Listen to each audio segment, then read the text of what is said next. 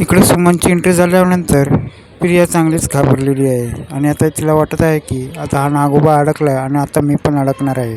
आता नागराजला पण वाटत असतं आता सुमन आता आलेली आहे आणि आता आपला भांडा फोडल्याशिवाय राहणार नाही आणि तो आता खूप घाबरलेला असतो. तो इथे रविराज सुमनला बोलतात, तू कुठे होतीस, तुला आम्ही शोधत होतो. आणि सुमन सांगायला लागते मी गोडाऊनमध्ये अडकलेली होती आणि ते सगळं झालं तर माझ्या मैत्रिणीमुळे. आणि सुमन सगळा झालेला प्रकार सांगायला लागते. त्यानंतर इथे सुमन प्रतिमाला सांगायला लागते की मला ह्यांनी गोडाऊनमध्ये लपवून ठेवलं होतं.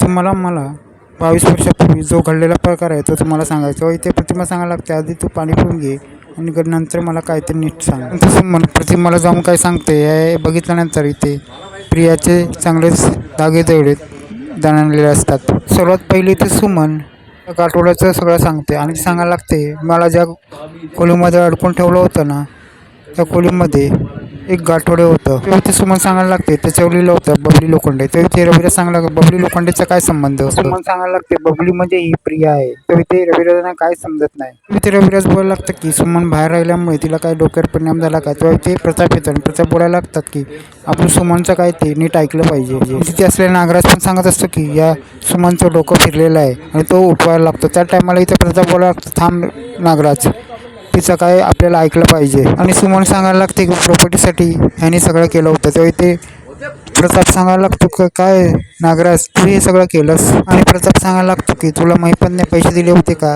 तेव्हा इथे नागराज सांगतो नाही.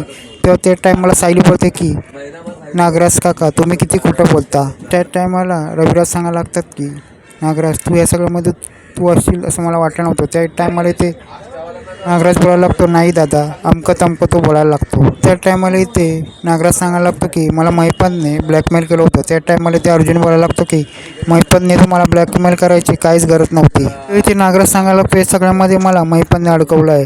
तर इथे रविराज सांगायला लागतात की तू आता जेलमध्ये तू आता का अडकवेल. तेव्हा इथे नागराज बोलायला लागतो ते काय मला माहीत नाही पण ही सुमन ना त्या महिपतची माणूस असू शकते. त्या टायमाला इथे रविराज नागराजच्या कानाखाली देतात आणि बोलतात तू खोट्यावर बोलत चाललायस. तू सुमनला गोडाऊनमध्ये का डांबून ठेवलंतस.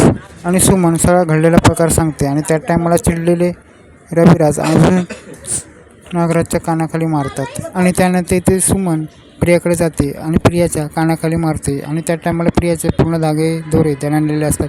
आणि सुमन प्रियाला सांगायला लागते की तू आमची खरी तन्वी नाहीस, तू आमच्या तन्वीला कुठे लपवून ठेवलं आहेस. आणि ते सगळे बोलायला लागते काय झालं सुमन. ते सुमन सांगायला लागते हिने खऱ्या तन्वीला मारून टाकलं आहे. आणि सुमन सांगायला लागते बाबूजी हे खरी तन्वी नाही आहे आणि ह्या खऱ्या तन्वीचं हे गाठोडे तिने लपवून ठेवलं होतं. बबली लोखंडे दुसरी तिसरी कोण नाही ही प्रियाच आहे. आणि शेवटी आता सुमन खरं सत्य सांगायला लागते आणि ती बोलायला लागते की सायलीच खरी तन्वी आहे.